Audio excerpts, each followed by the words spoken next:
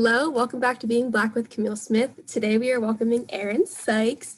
Aaron is a recent 2020 graduate with me. He got his Bachelor of Science in Chemical Engineering with a double minor in Biochemical Engineering and Mathematics.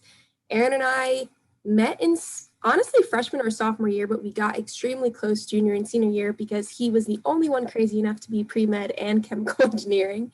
And I'm super excited to have him on the show. It's weird to not always see him every day. And I'm just really happy that he's here. So welcome, Aaron, and we're going to jump right into questions. So Aaron, what does being Black mean to you? Being Black, and I kind of hate saying this, but it means like a resiliency to me. How just the story about just, not just Black Americans, but like Black people have sort of endured across, centuries and millennia to sort of get to where they are, where, before Black people were antagonized for like their different, Afrocentric features and, their hair, the way they carried themselves. And now to a point where like Black culture is it, everybody sort of wants to mimic Black people across the globe. So I just think it's phenomenal how, we've been able to overcome so many things, but, come to a place where, we can have so many prominent Black figures in today's society. So yeah, Black means resilience to me. Awesome. It actually means resilience to me too. Do you have a concrete memory of the first time someone gave like being Black a meaning? Like, do you have like a first time you realized that you were Black? I guess it was sort of like a trailblazing moment. Like in elementary school, they do like Black History Month, and like here's the Black person of the day that you learn about, and like the one Black person, and it's again 28 days for all of Black culture was very. I didn't think anything of it, but as I sort of got older and I realized the racial dynamics that exist in this country, it was like okay, like the first Black person to do something. And so when I was younger, I really wanted to be a lawyer. Like I don't know why, like it was just like law just attracted me so much. So like Thurgood Marshall, like I read, he was like the first Black person's biography I ever wrote, and like I wrote a biography report about his biography, and it was just like okay, like wow, like being Black is cool, like like again, like all the context of Thurgood Marshall with like Brown versus Board of Education and all that sort of stuff. It's like he's the first Black Supreme Court justice, so I thought like okay, like Black people, being the first to do something is very important. So like that was like my first experience with like Blackness as like an identity, not just like oh we're all just people. Like no, that's just not the world we live in, unfortunately. And then how was it actually growing up near you? Like tell me about like your surroundings. So I was in like I would say a very racially mixed neighborhood growing up. But because I didn't go to school in that area, like none of the elementary schools, I went to a predominantly white Christian school for, most of my, like from like fourth through eighth grade. So I was making friends with them, not necessarily kids in my neighborhood. So like, despite, the demographics, I didn't get to see any of that because, I was surrounded by a majority of white people for most of my childhood. So, it was sort of just interesting, like, having to learn about, Blackness from mostly my family. Cause like, just being around my cousins and all of them, it was like, okay, like these are the Black people I'm with. Cause like, there's blood there, but like having Black friends was not something I really had until high school. So it was sort of like finding my own sort of path through them. My cousins, I mean, so it was like that was fun. Most of them were older than me, so it was like they were going through things that like driving and all that sort of stuff and like dating and stuff. And I was like, oh, I'm like watching them go through it and like living vicariously through them. So like that was fun. But it's like okay, like like when am I gonna have my turn? Sort of things. Like how do I sort of navigate that? But yeah, so that was pretty much my entire Black experience until high school, and then everything completely changed. Yeah, so growing up, how did it change? So in high school or in college? So high school, like, going, again, I went to a predominantly white high school too, but like there were more Black people. And then like I went to an all boys high school. So it was like Black men. I'm like, okay, like around Black men my age were, I see them 8 hours a day. So it's like I'm forming a relationship with them. And I talk to all of them, you know, to this day, every day, you know, like we've been able to keep in touch. And it's been very like, you know, monumental to like my development and growth as a person. So it's like, you know, playing sports with them, being in class, you know, extracurriculars in the lunchroom. Like that was such a important part of my life because like that was my first time to really be in community for a longer period of time with other Black people and like other young Black men going through the same exact thing, you know, just you know, like, you know, college, you know, dating, just like what we wanted for the future. It was very like transformative to like, you know, it gave me a foundation amidst you know the PWI-ness of the school. So it's like, yeah, all these white people around, but like at lunchtime, I can go sit with my friends and stuff like that, and like we can, you know, BS and have some fun, you know, in spite of everything. And it's like we did get comments like, okay, like why are all the Black kids sitting at the table? It's like you sit with all white kids at the table, so it's like why is there an issue now that like we're having our own space? And it's like, oh, and then like some of the white kids want to join because they see how much fun we're having. So it's like, okay, yeah, you guys can, although like the cool ones can come in. Nah, but like it was great. And then college, like I lost some of that because being in STEM, there's not as many people of color. You know, there were the four of us, holding it down. So like, you know, without that, I don't know what, you know, my college experience would have been like, you know, like again, like there are other Black, you know, people across the campus, but it's like I'm not seeing them every day like I'm seeing these other three. So but again, like without that foundation in high school, I don't know like where I would have been in terms of my Blackness, getting to college and then like, you know, really struggling with it because, you know, you're engaging in texts and so many readings about Blackness. It's like, you know, who am I as a Black person? But like, I know I have these ideas to bounce off of with different people. And then do you have any advice for your like younger Aaron? Like what advice would you give?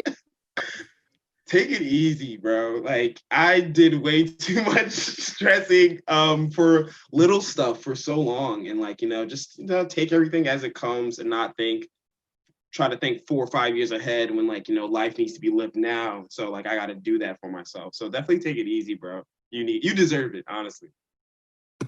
You very much do deserve it, and that can be applied to right now too. Whether you'll take that advice for yourself, who knows?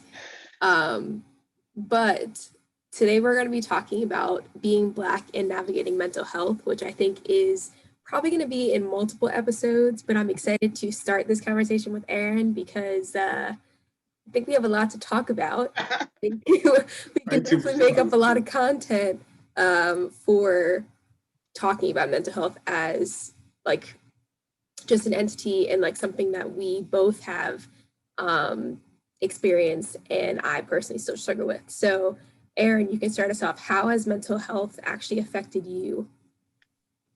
It's been a journey in mental health with a lot of ups and downs. I think it was something I really like started thinking about till maybe freshman year of college, where I'm like again in this space by myself, you know, trying to make friends all over again and things like that, and like learn what I want to do for the rest of my life. So it's like, you know, all these pressures are, you know, coming at me at once. And I'm like, okay, how am I going to deal with these things in a healthy way that's just not, you know, destructive, everything going on. So that was, and then like there was a lot of trial and error there too. So just learning to sort of cope with the things in life, you know, and just not harp on the negative, but, you know, trying to find the silver lining and positives and, you know, everything that's going on. So it was, and it still is a journey. I'm still struggling with the same stuff I was struggling with freshman year. It's just transformed a little bit to sort of meet my, you know, postgraduate, you know, anxieties. So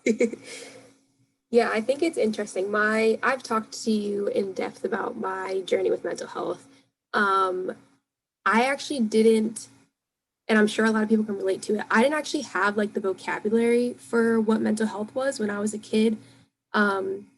Middle school, again, like for a lot of people, I'm sure was just super dark. I was bullied. I also went to a PWI my entire life through public school and then into Villanova. So like as a kid, like I just really, really struggled. And I think like looking back on it now, because I feel like you have to be able to look back on things and reflect on things to be able to heal from them properly, which I'm in the process of doing. But in reflecting on it recently, I've realized that I did know that I had an issue, like that I knew that there was a problem. But for whatever reason, I led myself to believe that it wasn't important enough to talk to my parents about it. And I'm gonna tell you why. Like, again, this was like a moment for me. So, to give brief background, my dad grew up in the inner city, and his physical body was in harm's way all the time.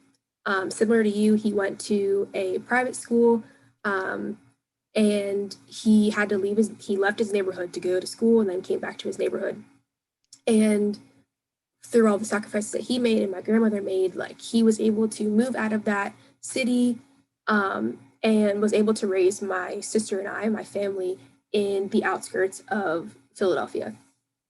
And for me as a middle schooler, it just seemed stupid almost to talk to my parents, specifically like my dad, about something that like wasn't my physical body being in harm's way on a regular basis. And I feel like a lot of people can resonate with that, and that's why I wanted to bring it up with you. Like, do you have like anything to add to that? Do you feel the same way that I do?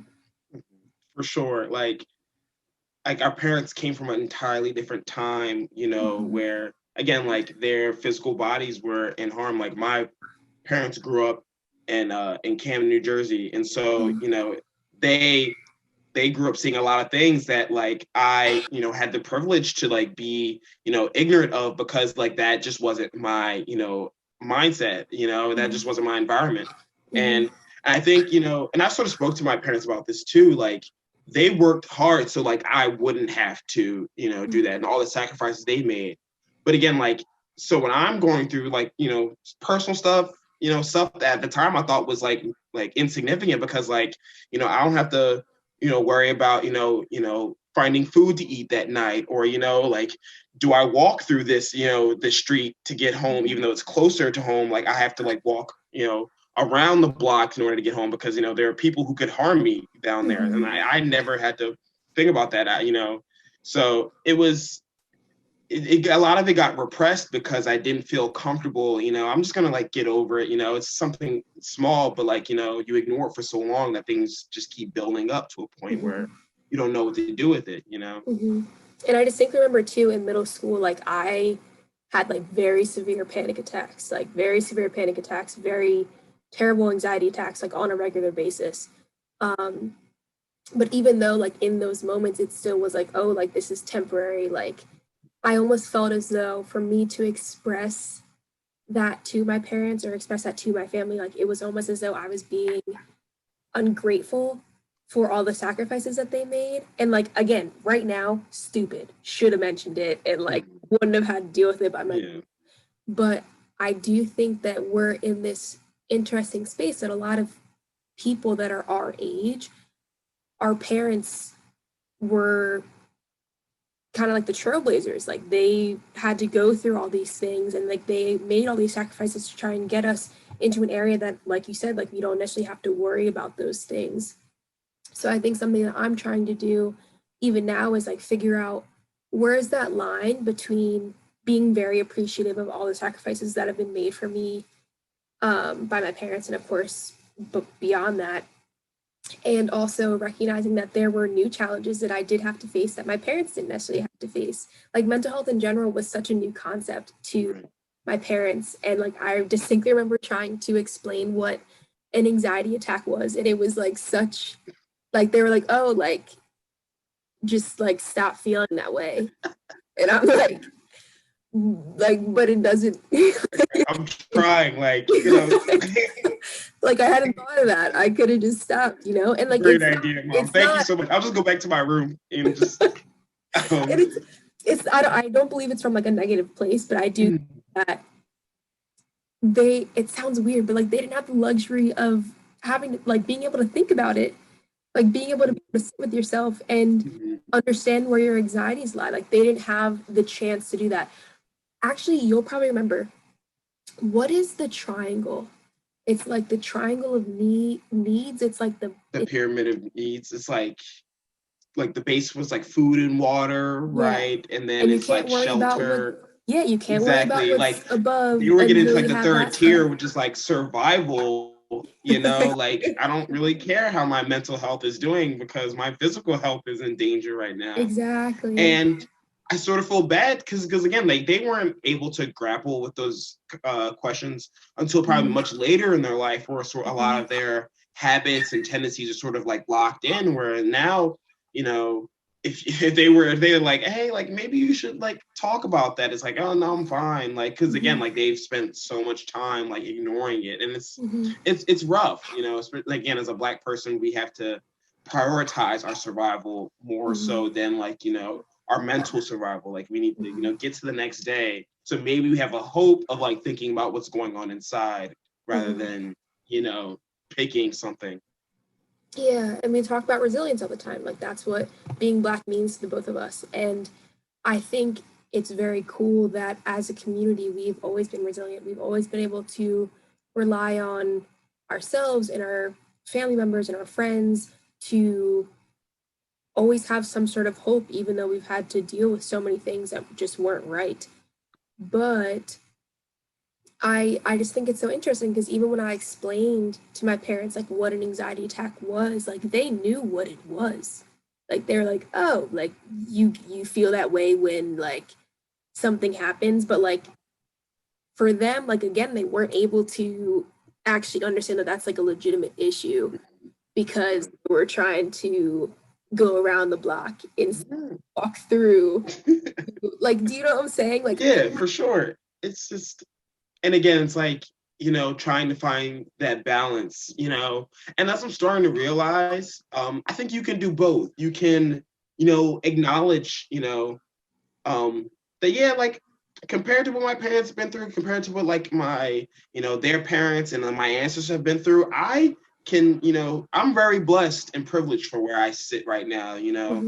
To be able to go to graduate from college, and just have a degree is like monumental because again, like 60 or so years ago, maybe not even then, like we weren't even allowed to attend some of these universities. So so you can believe that thing, but like also believe like life is hard. Like everyone sort of goes through their own personal challenges, and you're entitled to feel like sad and feel angry, and then feel just anxious about things because like that is about a part of the human experience. So I think we just need to be gracious with ourselves and like not like, oh, like I shouldn't be feeling this way. Like, I have so much going on in my life right now, but like, so like, don't discard those feelings, embrace them, but don't just throw them to the side because then they'll fester and they'll continue to build up where it legitimately becomes a problem where it's impacting your physical health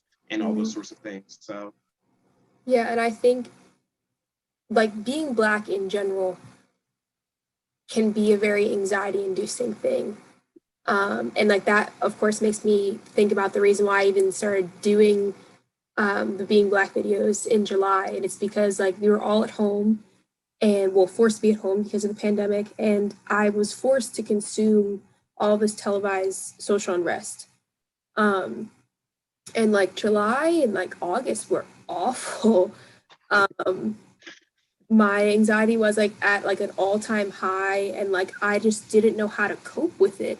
And like I eventually ended up like talking about and making a video on it, but like can you speak to how you felt even now? Like it's not even like it's over, but I think the frequency of like the top stories that we saw were, July, August, September. Can you speak to how you felt, how your mental health was during that time period? Has it gotten better? Has it gotten worse? How have you coped? Things like that.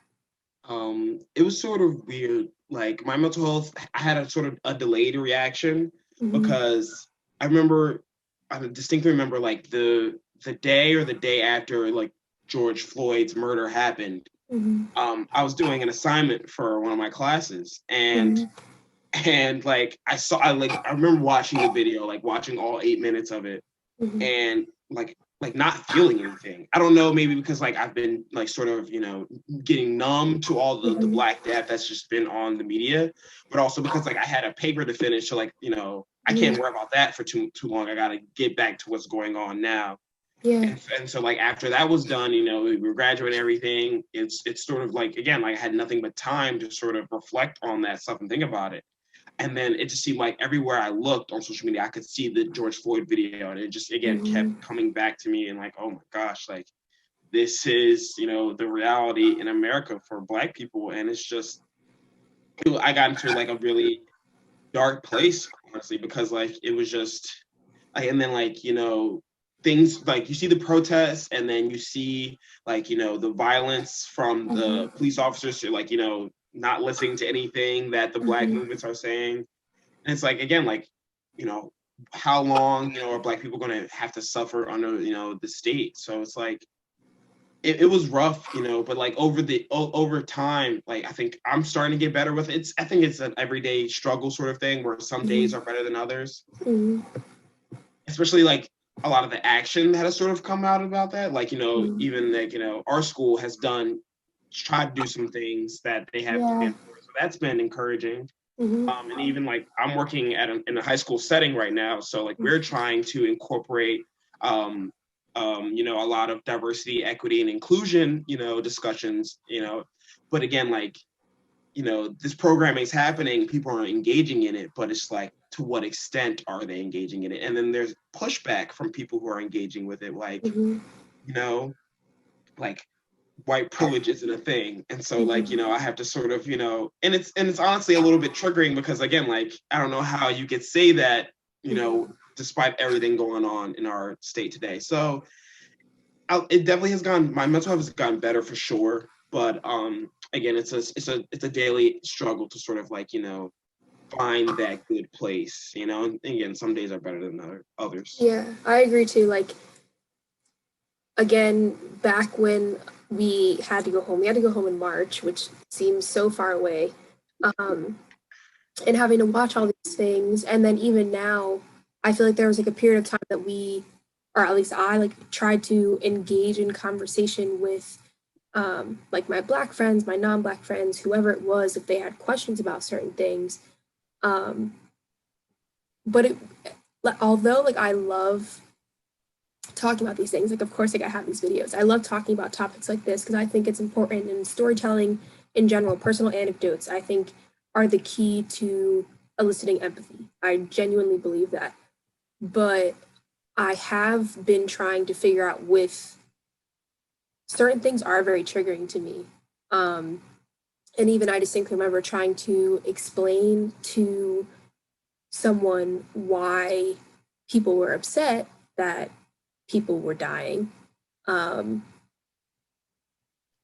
like for them to continuously bring up that all police officers weren't bad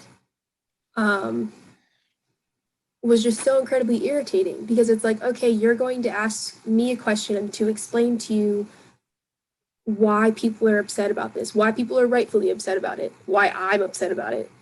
And then to be met with, oh, well, this is why you shouldn't feel that way.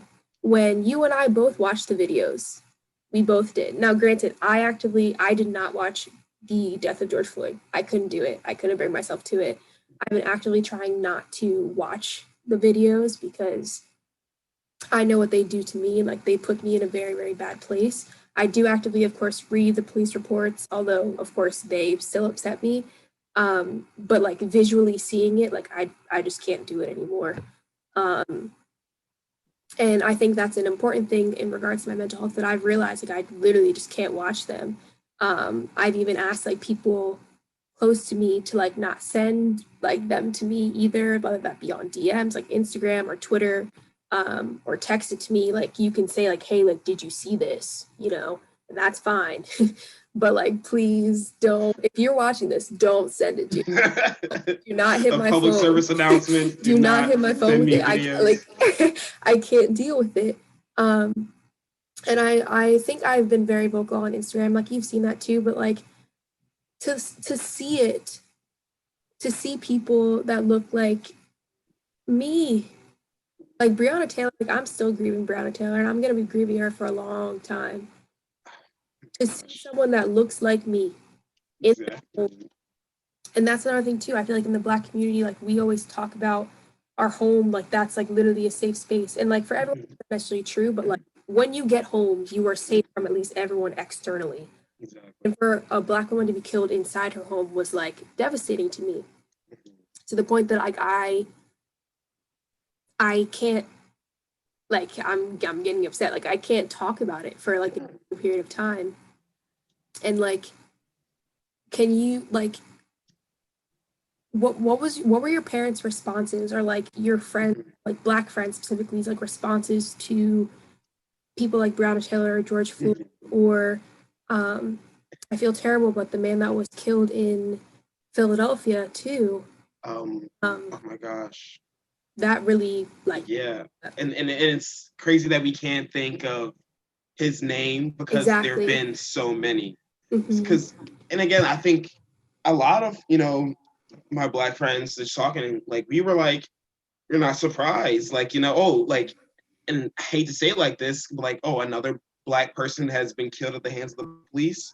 It feels like it's been so commonplace, like ever Hmm. since, Trayvon Martin was killed back in like 2012 was that? Hmm. And so like I feel like, we've just been accustomed to just seeing and hearing about Black death on the media, and so being so, inundated with it. It's like, there's no nuance anymore. It's like, Hmm. okay, like there was, it was police pulled them over, or there was an interaction with the police gone wrong. So it's like, and there's, I feel like, that creates less, you know, action. I don't want to say action, but less reaction to it because we've been sort of like, Black people just die, and that's it, and it's all over the media, people reposting things, and like that bothered me too, because I'm like, and I get like, especially for the white people and the people who are not Black who are reposting it. I get like some of them like genuinely trying to raise awareness for it, but I don't think they have a deep as a connection to it that we do. When again, that could be me, that could be you, that could be our family members, like our friends, someone we know can end up as a hashtag, and it's like it's a little like that's why like I had to get off social media for a second, because I'm like, I don't want to tell you not to post anything, because again, it's like, oh, like I'm trying to just like tell people about what's going on, but it's like, if only you knew what it was doing to your Black friends and, like people who follow you. So it's like, um, the first time my parents talked to me about police killing, I think it was Trayvon. And then my mom was a correctional officer Oh wow. for the city of Camden. So like she worked in a jail. She saw like the worst of the worst. Like, and I just remember growing up hearing stories about it, and just like hearing stories that she would take home from the jail, like how um, you know, like white officers who interact with them, and the people inside, and even Black officers too. And it's like, it sort of put in my mind the idea that like, like these things happen. Like, and then she's not telling me like, cops kill Black people when I'm like 7, but like I see the sort of treatment of, Black people in the system. So it's like, it was always in the back of my mind, but like every time it happens, you got to sort of like sit down, like, and like you're Black, hands on the steering wheel when they come up to your car, yes, yes, ma'am, yes, sir, Know it's where like, your all of your exact. stuff is, I be in literally keep my front. wallet, in the glove compartment, like not in the glove compartment, like right, like where they can see it, like, Hmm. you And you know, have to tell them like, hey, I'm reaching for my wallet, my license in my wallet. it's, Like my parents literally taught me how to do that when I learned how to drive. And that was another distinction that I realized and like really hurt me when I was growing up is like I grew up in this white place, and like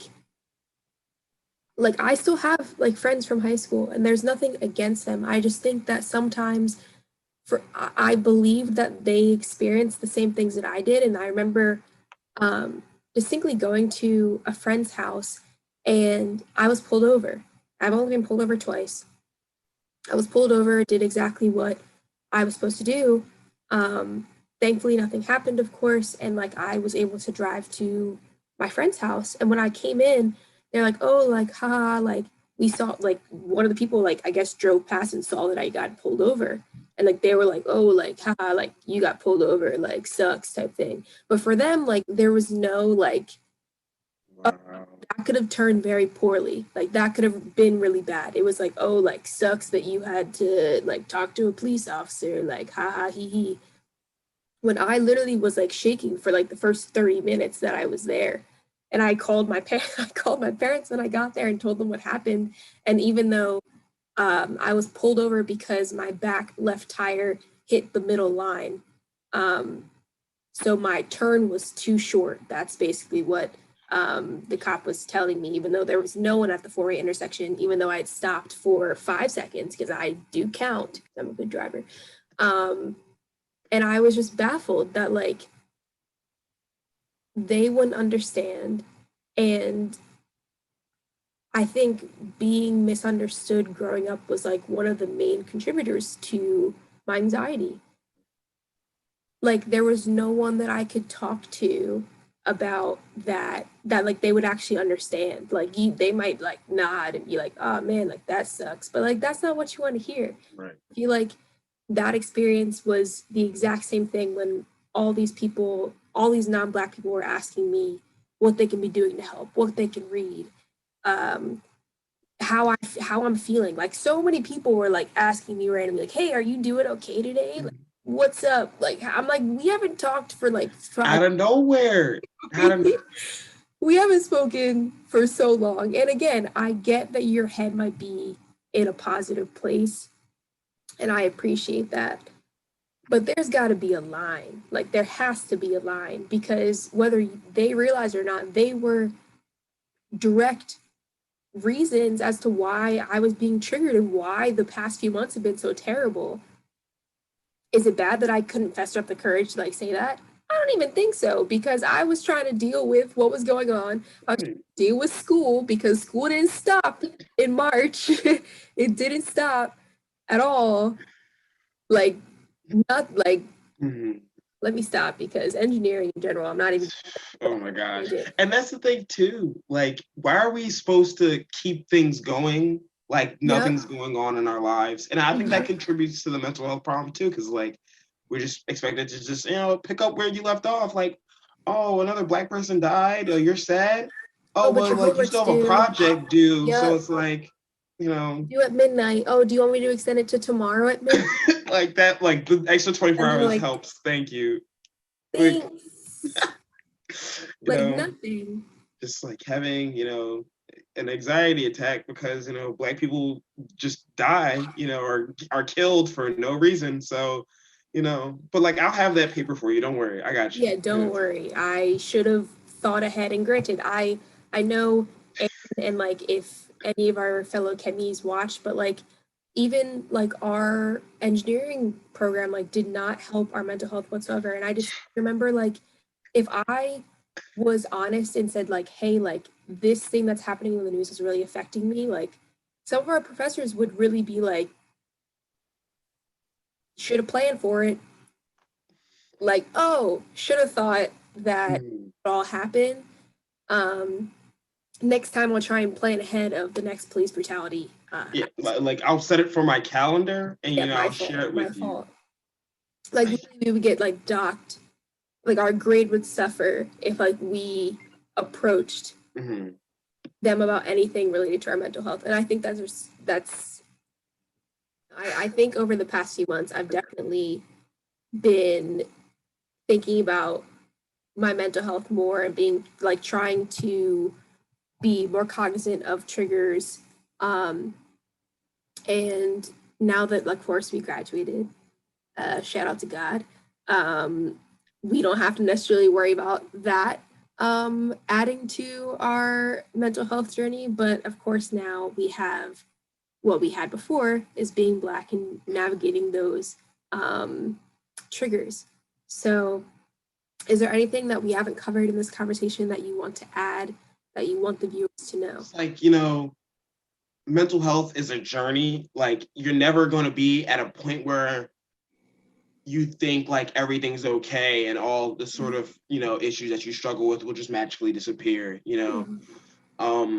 You'll always, there'll be ups and downs. Like some days will be better than others, but I always try to like remember that, it's sort of like, sort of sad to say, but again, like that resiliency, like you have gotten through tough things before, so you can get through tough things again. So it's never the end of the world when something that you think is the end of the world. Like there's always, a light at the end of the tunnel. There is always a next day where you can, do better and be better. And I think that's really what's been getting me through everything. Just realizing that again, like it's just never like I may do something and my anxiety is never better than me. It gets better. It really does. If I could tell myself that sitting in the library at 4 a.m., the night before an exam, that we were going to fail anyway. And then you look, we're here, degreed up. So it's like, yeah. Awesome. Well, I really, really appreciate you spending time with me to talk about this really important topic. Again, mental health is a very, very large topic, and there's so many different intersections about mental health and being Black. So I'm sure there'll be other episodes on it as well. But thank you again, Aaron, and tune in next time for another Being Black video. Bye.